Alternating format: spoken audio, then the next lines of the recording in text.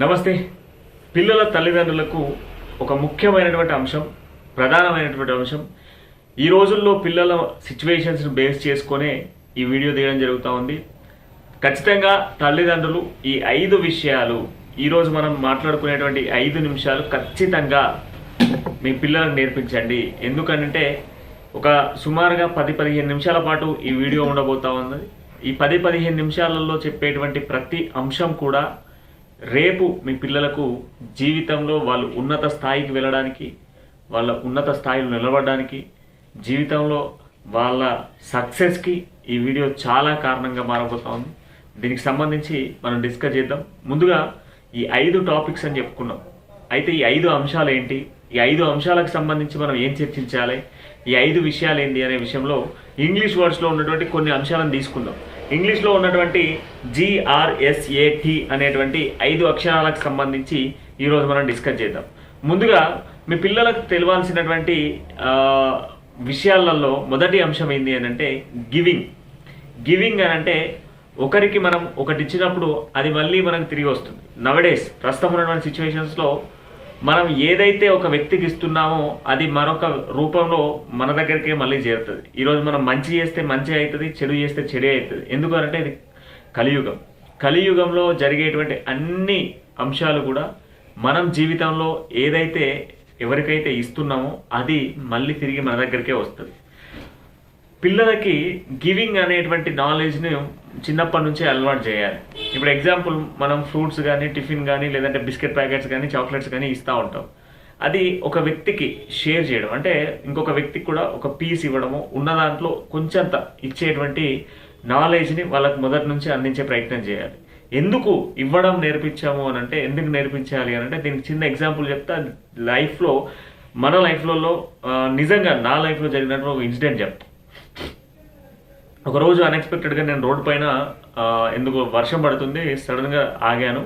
నాకు just 50 metre డిస్టెన్స్లో ఒక కారు, ఆ కార్ని ఆల్మోస్ట్ ఒక 55-60 ఇయర్స్ ఎబోనే ఉంటాడు ఒక పెద్ద ఆయన కార్లో ఉన్నాడు. ఆయన కార్లో ఉంటే ఆయన కార్ పంచర్ అయిపోయింది. ఆల్మోస్ట్ 11:30-12 అవుతా ఉంది. నేను ఒక షూట్కి వెళ్ళి వస్తా ఉన్నా. ఆ టైంలో కార్ పంచర్ అయింది. నేను 2 వీలర్ పైన వెళ్తా ఉన్నా. బైక్ పక్కన పెట్టుకొని నేను ఒక స్పేస్లో నిలబడ్డాను. నాకు జస్ట్ ఒక 50 మీటర్ డిస్టెన్స్లోనే, కన్నుల చూపు మేరలోనే ఆయన కార్ పెట్టుకొని ఉన్నాడు. కార్లో నుంచి దిగట్లేదు. కార్ మాత్రం పంచర్ అయి ఉంది. ఏం చేయాలో అర్థం కాని సిచ్యువేషన్స్. ఆల్మోస్ట్ రాత్రి 11:30-12 అవుతా ఉంది. ఈ టైంలో ఏం చేయాలి అని అర్థం కానటువంటి సిచ్యువేషన్స్లో కార్లోనే ఆగాడు. చాలా మందికి ఫోన్లు ట్రై చేస్తున్నాడు. ఫోన్ ట్రై చేసేది కనిపిస్తూ ఉంది, కట్ పట్టి అందులో నుంచి రాలేకపోతా ఉన్నాడు. ఎందుకంటే భారీ వర్షం పడతా ఉంది. ఆ వర్షంలోనే ఒక బైక్ మెకానిక్ అతను ఏదో లేట్ నైట్లో వర్క్ కంప్లీట్ చేసుకొని నడుచుకుంటూ వస్తా ఉన్నాడు, గొడుగు పట్టుకొని. సడన్గా రోడ్ పై నుంచి వెళ్తా ఉంటే పంచర్ అయినటువంటి కార్ పక్కన ఉంది. ఆగి చూశాడు. చూసినటువంటి అతను అది కార్ పంచర్ అయింది, ఎవరో ఏదో ఆపదలో ఉన్నారు అని చెప్పేసి కార్ దగ్గరికి వెళ్తాడు. ఆ పెద్ద ఆయన ఏంటంటే కొంచెం డబ్బు ఉన్నటువంటి వ్యక్తి, భయంతో కార్ డోర్ ఓపెన్ చేయకుండా ఉంటాడు. అయితే ఈయన సైగల్తో చెప్తా ఉన్నాడు. ఆ టైంలో నేను అబ్జర్వ్ చేశాడు. సైగల్తో చెప్తా ఉంటాడు. ఆ కార్లో ఉన్నటువంటి వ్యక్తికి సైగల్తో చెప్తా ఉంటాడు, మీ కార్ పంచర్ అయింది, దాన్ని నేను చేస్తాను, మీరు జస్ట్ మీ డోర్ ఓపెన్ చేయకండి, మీ వెనుక ఉన్న డిక్కీని ఓపెన్ చేయండి అని సైగల్తో చెప్తా ఉన్నాడు. ఆ తర్వాత ఆ పెద్ద ఆయన సైగల్తోనే ఆ డోర్ ఓపెన్ చేస్తాడు. ఆ వెనుక ఉన్నటువంటి డిక్కీని ఓపెన్ చేసి ఆ డిక్కీలో ఉన్నటువంటి స్టెప్ని తీసుకొని కార్కి అంతా ఫిట్టింగ్ చేస్తాడు. ఆల్మోస్ట్ ఇది ఒక 20 మినిట్స్ ప్రాసెస్ జరుగుతూ ఉంది. వర్షం పడుతుంది. ఆయన ఛత్రి పట్టుకొని ఇదంతా ప్రాసెస్ చేస్తున్నాడు.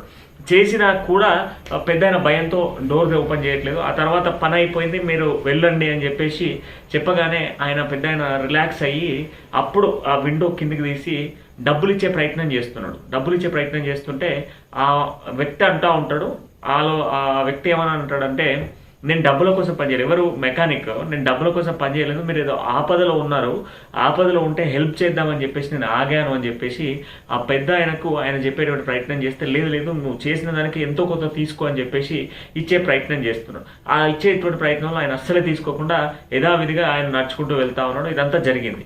ఆ తర్వాత పక్కనే దానికి కొంత డిస్టెన్స్లోనే నేను ఎక్కడైతే బైక్ ఆపానో ఆ బైక్ ఆపిన ఆపోజిట్లోనే ఒక పిజ్జా సెంటర్ ఉంటుంది. ఆ పిజ్జా సెంటర్లో ఒక లేడీ, ప్రెగ్నెంట్ లేడీ వర్క్ చేస్తూ ఉంది, వర్షం పడుతూ ఉంది. నేను కూడా పిజ్జా సెంటర్ దగ్గరే ఉన్నాను కనుక చూసినటువంటి సన్నివేశంలో ఆ pregnant lady almost 7 months to 8 months ప్రెగ్నెన్సీతోని ఆ నైట్లో 12:30 అరౌండ్ ఆ టైంలో కూడా వర్క్ చేస్తూ ఉంది. పెద్ద ఆయన షాప్కి వెళ్తాడు, అక్కడ షాప్లో ఏదో పిజ్జానో బర్గరో తీసుకున్నాడు, తిన్నాడు. అండ్ ఏంటమ్మా నువ్వు ఈ టైంలో దాకా ప్రెగ్నెన్సీతో ఉన్నావు, ఈ టైంలో దాకా వర్క్ చేస్తున్నావు అంటే, నా భర్త నేను ఇద్దరం వర్క్ చేస్తేనే మా కుటుంబం నడుస్తుంది. ఇప్పుడు నేను ప్రెగ్నెన్సీతో ఉన్నాను, రేపు డెలివరీ అయితే అప్ టు 3-4 months వరకు కూడా నేను బెడ్ రెస్ట్లోనే ఉండాలి. అప్పటి వరకు కూడా మాకు డబ్బులు కావాలి అని అంటే ఇద్దరం చేస్తేనే అవుతుంది. అందుకోసమే నాకు 9th month పడేంత వరకు కూడా నేను వర్క్ చేయాలి, తప్పదు అని చెప్పి తన పని తాను చేసుకుంటూ వెళ్తుంది. అప్పటికి పెద్ద ఆయన కంప్లీట్గా కూడా ఆ ఫుడ్ ఏదైతే తీసుకున్నాడో తిని బిల్ అవుతుంది కదా, బిల్ అక్కడ పెట్టేసి అందులోనే కొంత మొత్తంలో డబ్బు అక్కడ పెట్టిపోతాడు. పెట్టి దాని ఒక స్లిప్ పైన ఇది నీ వ్యక్తిత్వానికి, నువ్వు పడుతున్న కష్టానికి నేను ఇస్తున్నటువంటి గిఫ్ట్ కాదు, నేను దారిలో వస్తుండగా ఒక ఇన్సిడెంట్ జరిగింది, ఇలా పంచర్ జరిగింది, ఇలా వ్యక్తి హెల్ప్ చేశాడు, చేసినటువంటి వ్యక్తి నేను డబ్బులు ఇచ్చేటువంటి ప్రయత్నం చేస్తే వద్దు, కేవలం నేను హెల్ప్ మాత్రమే చేశాను అన్నాడు. బట్ ఈరోజు ఆ హెల్ప్ నేను ఇప్పుడున్నటువంటి సిచ్యువేషన్స్లో ఈ హెల్ప్ నీకు చేయాలనిపించింది. ఎందుకంటే నువ్వు కష్టపడుతున్నావు కనుక నీ కష్టాన్ని నేను చూడలేకపోయాను. ప్రెగ్నెన్సీతో కూడా నువ్వు చేస్తున్నావు అంటే నీ కష్టానికి ఇది ఆ దేవుడు నా వంతుగా నీకు అందించాలనుకున్నటువంటి సహాయం అని చెప్పేసి డబ్బులు ఇచ్చి వెళ్ళిపోతాడు. అండ్ ఆఫ్టర్ దట్ ఈ లేడీ కూడా ఇంటికి వెళ్తుంది. ఇంటికి వెళ్ళిన తర్వాత వాళ్ళ హస్బెండ్ డోర్ తీస్తాడు. తీయగానే ఈమె హ్యాపీగా హస్బెండ్ హక్ చేసుకొని మనం ఇంకా 3 నెలలు కాదు 6 నెలల వరకు కూడా పని చేయకపోయినా పర్లేదు, ఎందుకనంటే ఇలా జరిగింది అని చెప్పేసారంటే చాలా హ్యాపీగా ఫీల్ అవుతారు. బట్ అక్కడ జరిగింది ఏంటి అని అంటే, ఎవరైతే హస్బెండ్ కారు పంచర్ అయితే రేస్ చేశాడో ఆయనే తన హస్బెండ్ అండ్ ఆమె తన భార్య. ఇక్కడ ఇన్సిడెంట్ ఏంటంటే, ఇద్దరు ఏదైతే మంచితనంతో పనిచేయాలని చూస్తే ఒకరికి ఇచ్చేటప్పుడు అది మనకు మళ్ళీ తిరిగి వస్తుంది అనడానికి నిదర్శనంగా ఇది నా లైఫ్లో జరిగినటువంటి ఒక స్టోరీని మీకు చెప్పడం జరిగింది.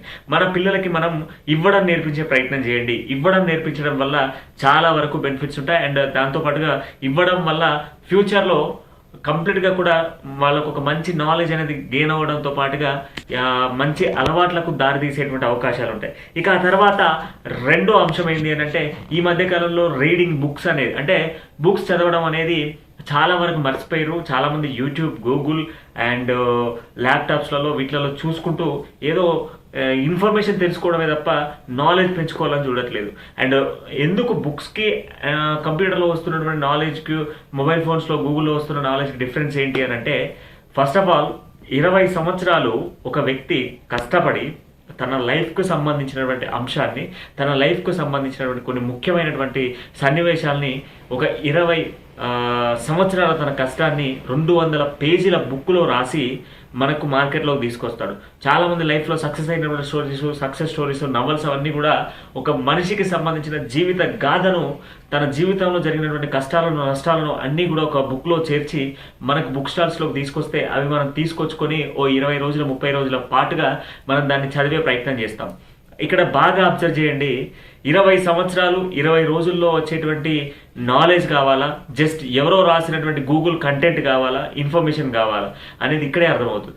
ఇన్ఫర్మేషన్ అనేది ఎక్కడైనా దొరుకుతుంది, కానీ నాలెడ్జ్ అనేది బుక్స్ చదివినప్పుడే వస్తుంది. కనుక కేవలం రోజుకు ఒక 2 నుంచి ఒక 5 నిమిషాలు 10 నిమిషాలు లేదనుకుంటే ఒక ½ an hour అయినా బుక్స్ చదివించేటువంటి ప్రయత్నం చేయండి, నవల్స్ చదివించే ప్రయత్నం చేయండి, న్యూస్ పేపర్ చదివించే ప్రయత్నం చేయండి. కొత్త విషయాలను తెలుసుకునే విధంగా బుక్స్, నవల్స్ చదివించేటువంటి ప్రయత్నం చేయండి. దీనివల్ల ఏంటి అని అంటే, ఇన్ఫర్మేషన్తో పాటుగా నాలెడ్జ్ కూడా పెరిగేటువంటి అవకాశాలు ఉంటాయి. దీనివల్ల ఇన్ ఫ్యూచర్లో చాలా డెవలప్ కావడానికి అవకాశాలు ఎక్కువగా ఉంటాయి. ఇక మూడో అంశం ఏంటి అని అంటే షేరింగ్. ఈ రోజులలో షేరింగ్ అంటే, ఇప్పుడు నాకు ఏదైనా బాధ వస్తే గతంలో మనం నా ఫ్రెండ్స్కి కానీ, ఫ్యామిలీ మెంబర్స్ కానీ, లేదనుకుంటే ఇంకెవరికైనా చెప్పుకుంటాం. లేదు ఇప్పుడు నాకు చాలా బాధ ఉంది, ఎవరో ఒకరు వచ్చి నన్ను అడిగేటువంటి ప్రయత్నం చేశారు, ఏంది అంతగా బాధపడుతున్నావు అని అంటే, వాళ్ళకి నేను చెప్పగానే కొంత పర్సెంటేజ్ ఆఫ్ ఎంతో కొంతనైనా నాకు ఆ బాధ తగ్గేటువంటి అవకాశాలు ఎక్కువగా ఉంటాయి. కనుక ఆ బాధను తగ్గించుకునే విధంగా మనం షేరింగ్ చేసుకోవాలి. ఏ విషయాన్నైనా షేర్ చేసుకునేటువంటి నాలెడ్జ్ని చిన్నప్పటి నుంచే నేర్పించండి. ఇప్పట్లో చూడండి, చాలామంది డిప్రెషన్కు ఉండి వాట్సాప్ స్టేటస్ పెడతారు, వాట్సాప్లో సాంగ్స్ పెడుతున్నారు, సాడ్ సాంగ్స్ పెడుతున్నారు, లవ్ ఫెయిల్యూర్ సాంగ్స్ పెడుతున్నారు, లవ్ ఫెయిల్యూర్ స్టేటస్లు పెడతా ఉన్నారు. ఇన్స్టాగ్రామ్, ఫేస్బుక్, ట్విట్టర్ ఇట్లాంటి వాటిలో వాళ్ళ స్టేటస్ వాళ్ళ స్టేటస్ అనేది ఇలాంటి వాటిలలో పెట్టి షేర్ చేస్తున్నారు. కానీ ఎదుటి వ్యక్తికి చెప్పుకుందాం అన్నటువంటి ఆలోచనతో ఉండట్లేదు. దీనివల్ల మనలో ఉన్న బాధ ఎవరు తీరుస్తారు? ఎవరు తీర్చారు? కనుక మనం ఎప్పుడైతే ఎదుటి వ్యక్తులకు మన యొక్క బాధను కానీ మన సంతోషాన్ని కానీ మనం చేసేటువంటి పనిని కానీ షేర్ చేసుకుంటే దానికి చాలా వరకు రిలాక్స్ అవుతాం. దీన్ని పిల్లలు ఇప్పట్లో చూడండి, మీరు చిన్నప్పుడు పిల్లలు స్కూల్కి వెళ్తే నర్సరీ, యూకేజీ, ఎల్కేజీ ఈ టైంలో వాళ్ళు ఏం చేసినా, స్కూల్లో ఏం జరిగినా ఏం చేసినా కూడా మనకు షేర్ చేసేవాళ్ళు. ఫస్ట్, సెకండ్, థర్డ్, ఫోర్త్ క్లాస్కి వచ్చేటప్పటికి కంప్లీట్ తగ్గిపోతుంది. స్కూల్కి పోయినాం, వచ్చినాం. అక్కడ ఏం జరిగిందంటే ఏముంటుంది, రోజు జరిగింది. ఏం చెప్పుకోలేడు, ఏం షేర్ చేయడు. షేరింగ్ మెథడ్ని రోజు అంటే మనం పిల్లలకు షేర్ చేస్తే పిల్లలు ఆటోమేటిక్గా మనకు షేర్ చేస్తారు.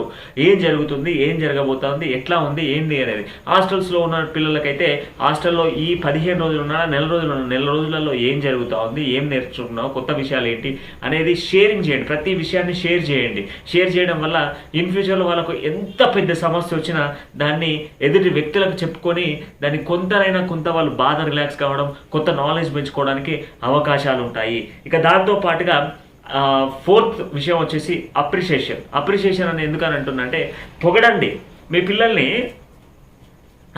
ఒకటో తరగతి, రెండో తరగతి, లేదంటే ఫస్ట్, సెకండ్ క్లాసెస్లలో మీరు ఏం చేశారు?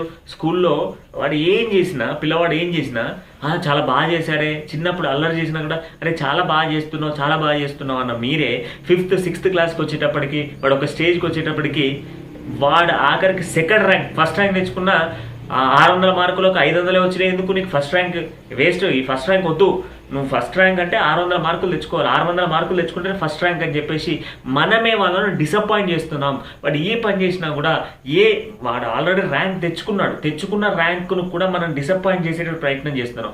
ఆ డిసప్పాయింట్ వల్ల ఏంటంటే వాడు డిప్రెషన్కి వెళ్తా ఉన్నాడు. డిప్రెషన్కి వెళ్ళడంతో పాటుగా వాడి మైండ్ అంతా కూడా నెగిటివ్ మైండ్ సెట్కి వెళ్ళిపోతా ఉంది. వాడిని పాజిటివ్ మైండ్ సెట్లోకి తీసుకురావాలి అని అంటే మనం వాడిని పొగడాలి.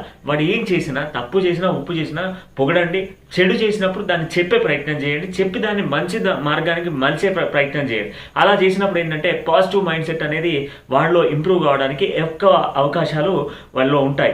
దీనివల్ల వాడు ఇన్ ఫ్యూచర్లో ఏం చేసినా కూడా పాజిటివ్ మైండ్ సెట్తో కొత్త ఆలోచనలు, కొత్త క్రియేటివిటీ, ఇంకా గొప్పగా చేయాలి, మా నాన్న దగ్గర, మా అమ్మ దగ్గర, నా ఫ్యామిలీ దగ్గర, నా ఫ్రెండ్స్ దగ్గర నేను ఇంకా కొంచెం గొప్ప మార్కులు తెచ్చుకోవాలి అనేటువంటి ఆలోచనలో ఉంటాడు. కనుక కొంత పొగిడేటువంటి ప్రయత్నం చేయండి, వాడిని ఇంప్రెస్ చేయడం, దాంతోపాటుగా వాడిని ఎప్పటికప్పుడు అప్రిషియేట్ చేసేటువంటి ప్రయత్నం చేయండి. ఇక last and final is the best thing ఏంటంటే ఫిఫ్త్ వన్లో ఎప్పటికప్పుడు ట్రై న్యూ థింగ్, లేదంటే ట్రై సంథింగ్ న్యూ. ఏ విధంగా అనుకోండి, కొత్త విషయాలను కొత్తగా ఏం చేయించారు, కొత్త విషయాలను ట్రై చేపియండి. ఇప్పుడు ఒక పిల్లగాడు ఉంటాడండి, రోజు స్కూల్కి అదే రూట్లో వెళ్తున్నాడు, అదే రూట్లో వస్తున్నాడు, రోజు అదే స్కూల్కి పోతాడు, రోజు అదే ఇంటికి వస్తాడు, రోజు అదే ఫుడ్ తింటున్నాడు, రోజు అదే బెడ్ పైన పడుకుంటున్నాడు, రోజు అదే ఇంట్లో ఉంటున్నాడు. కొత్తగా ఏం చేస్తున్నాడు? కొత్తగా ఏం చేయించాడు? రియల్గా మనం మాట్లాడుకుంటే చాలా వరకు రొటీన్ లైఫ్ అనేది అలవాటు అయిపోతుంది. రొటీన్ లైఫ్ కాకుండా డిఫరెంట్. ఒకరోజు స్కూల్కి తీసుకెళ్తున్నాడండి, మీ రోజు వాడు స్కూల్ వ్యాన్లో వెళ్తున్నాడు, ఒకరోజు పేరెంట్స్ తీసుకెళ్ళి అరే ఈ ప్లేస్లో ఇది ఉంటుంది, ఈ ప్లేస్లో ఇది ఉంటుంది. కొత్త విషయాలను నేర్పించండి. అండ్ మోర్ ఓవర్ కొత్త ప్లేసెస్కి తీసుకెళ్లే ప్రయత్నం చేయండి. కొత్త నాలెడ్జ్ని గెయిన్ చేసే ప్రయత్నం చేయండి. Try something new. ప్రతిసారి ట్రై సంథింగ్ న్యూ అనే విధంగా ప్రతి విషయంలో మనకి సంథింగ్ న్యూగా ట్రై చేయించే ప్రయత్నం చేయండి. ఒకసారి బుక్స్ చదివించండి, ఒకసారి న్యూస్ పేపర్ చదివించండి, ఒకసారి నవల్ చదివించండి, ఒకసారి సినిమాకి తీసుకెళ్ళండి, ఒకసారి టూర్కి తీసుకెళ్ళండి. ట్రై కొత్తగా ఒక వారం రోజులలో వాడు కొత్తగా ఏం చేసిండు, ఒక నెలలో కొత్తగా ఏం చేసిండు, ఒక సంవత్సరంలో కొత్తగా ఏం చేసిండు, ఒక 5 సంవత్సరాల తర్వాత కొత్తగా ఏం చేసిండు, ఒక 10 సంవత్సరాలలో కొత్తగా ఏం చేసిండు అని అంటే జీరో. ఏముండదు కొత్తగా. అదే ఇంట్లో ఉంటాం, అదే సినిమాలు చూస్తాం, అదే బెడ్ పైన వంటాం, అదే స్కూల్కి పోతాం, అదే బుక్స్ చదువుతాం, అదే బ్యాగ్ మోస్తాం, అదే బట్టలు వేసుకుంటాం, అదే చెప్పులు వేసుకుంటాం. ట్రై న్యూ థింగ్ ఏముండదు. ట్రై న్యూ థింగ్ అని ఎందుకని అంటున్నా అంటే కొత్త విషయాలను ట్రై చేసినప్పుడే వాడికి ఇంకా కొత్తగా ఏదైనా కనుక్కోవాలి అన్నటువంటి ఆలోచన పెరుగుతుంది. రేపు పొద్దున వాడు మేధావి కావాలి, ఒక ఉన్నతమైనటువంటి సక్సెస్ని అందుకోవాలి అని అంటే ట్రై న్యూ థింగ్. కొత్త విషయాలను ట్రై చేపియండి. మీ దగ్గర ఉన్న దాంతోనే కొత్త విషయాలను నేర్పించండి. ఒకసారి బావి దగ్గరికి తీసుకెళ్ళండి, పొలం దగ్గరికి తీసుకెళ్ళి వాడికి అక్కడ తెలియని విషయాలను నేర్పే ప్రయత్నం చేయండి.